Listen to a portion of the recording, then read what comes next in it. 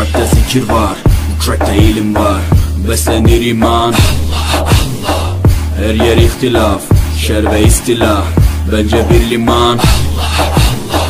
Gerçekte kitapta yazılı bu Kur'an. Dur bak burada G-Flow Mus'ab anlatır hak kitap, yalan ve hakikat, cabası tarikat. Allah Allah.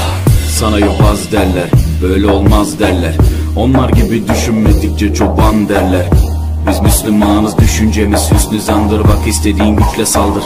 Biz Rabbe müptelayız. İşimde Allah, dilimde Allah, zikrimde Allah, fikrimde Allah, aklımda Allah, aşkımda Allah, aslımda Allah, kanımda Allah. Hasbi Rabbi Cellallah, ma fi kalbi gayrullah.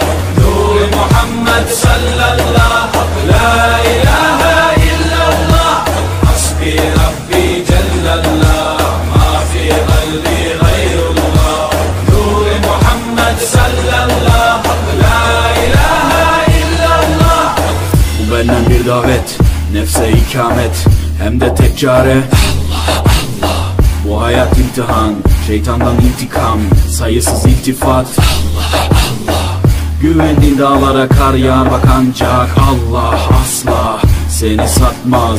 Düşünce kalkmalısın, şükürle kalmalısın, desin hep kalp atışın Allah Allah. Günahla esti yerler, daha gençsin derler. Bu hayat